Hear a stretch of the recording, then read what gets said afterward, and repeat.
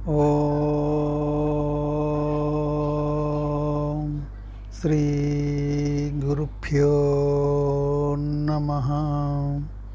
అందరికీ నమస్కారం.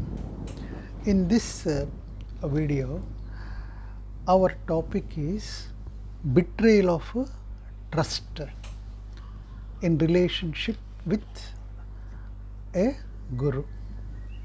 Let us examine as told by a master. A true guru's presence is like the soft stream that gently sculpts the disciple, chiseling the rock of their hardened tendencies steadily.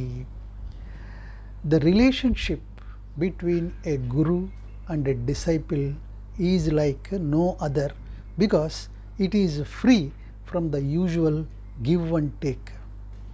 But an important question to address is who is a guru, or who is a guru, or what makes a person guru. So, wearing a robe, completing a certain course, being able to meditate, or to be able to give a discourse, or having disciples does not make one a guru. Anyone can don a robe of a particular color, that does not matter. Just like the people studying subjects like physics, chemistry, English, literature, etc., anyone can study the Vedic or yogic literature too, and practically there is no difference. One exposes you to one school of thought or the other, or to another school of thought. So anyone who is not afraid of putting in an effort can be an orator, for instance. In so far as having disciples is concerned, you can find ample takers for any philosophy in the world. A large following has absolutely no connection with the quality of a guru. Look at the most successful meditation, yoga, or spiritual movements of all the time, where followers have devoted their entire lives to the guru or sect or movement. But how many have actually reached a state of enlightenment? Ever wonder why? Let me tell you honestly, my first guiding principle, Master said, no one has ever gained enlightenment in an ashram, temple, or monastery. When a guru tells you to follow his system for realization, then they are not guiding you properly and in the right direction. You deserve better, my dear. Whatever the system, method, practice, it does not matter. These are merely frameworks and systems, and they definitely work because when it comes to spirituality, a lot of people are happy with very little. If you are going to put someone on a pedestal because they deliver a good sermon or because they are charming or knowledgeable, your chances of getting hurt go up exponentially. You may be mistaking a competent performer or a good marketer for a guru. See, they will turn you into puppets. They will utilize you to further their cause, and they will exercise control over you because you are letting them. And this leads me to give you a second guiding principle. Master said, do not accept someone as your guru just because they have bowled you over. Follow them only if you would like to be like them. If your guru teaches you to stay away from anger, but you see him shouting, he is a hypocrite. If you sense greed and selfishness in him, if you see him telling lies while he asks you to practice truth, he is an hypocrite. When even though he preaches love and compassion.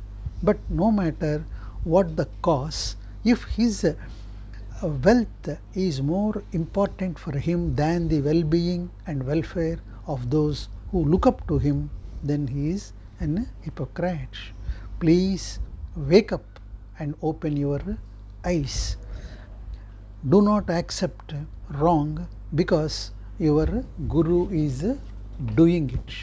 And that leads to an extremely important point. What is wrong? When what these gurus say is not what they do, then it is wrong.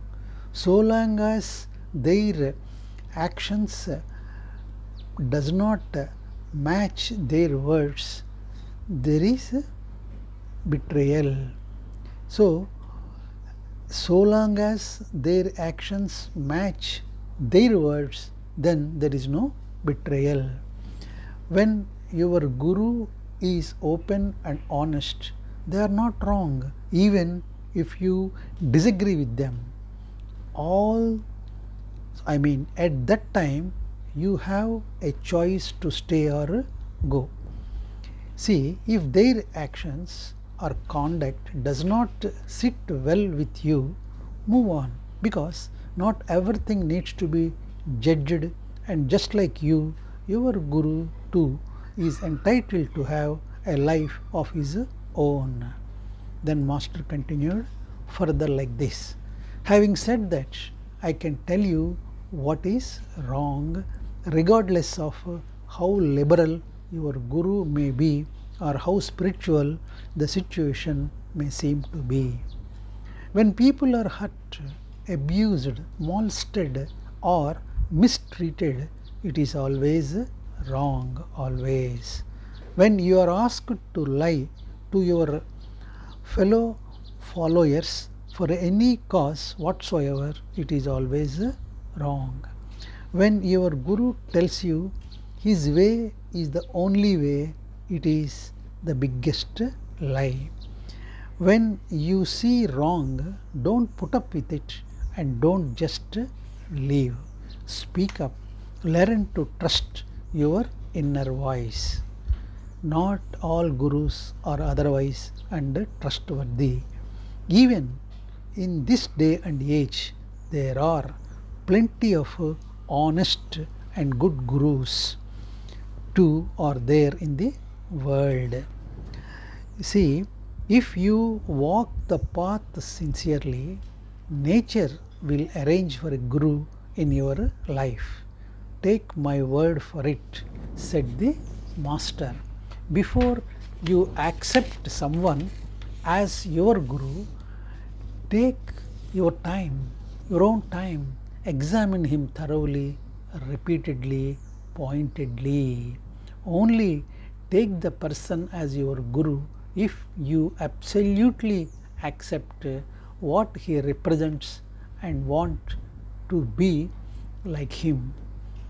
See, once you are ready, put your trust not on him but what they stand for. This is very important, because when you place your trust in a phenomenon and not just in a person, when you invest your sentiments in a belief or a cause and not just its proponent, it no longer remains just trust, it becomes faith. And faith, unlike trust, can never be betrayed, because true faith is unconditional. It is not based on anything. Guru is not a position of absolute power, but a conduit of unreasonable compassion. My dear, he will never abuse power because he does not hold any power to begin with, only love. A true guru will never tell you to tread his path blindly. Instead, he will encourage you to find your own. He is gentle like the flowing river, warm like the winter sun, bright like the full moon regenerating like the first summer rain. And if you do not feel gentle, warm, bright, and regenerated yourself in his company, then he is not the right guru for you, my dear, concluded the master. So, thank you all.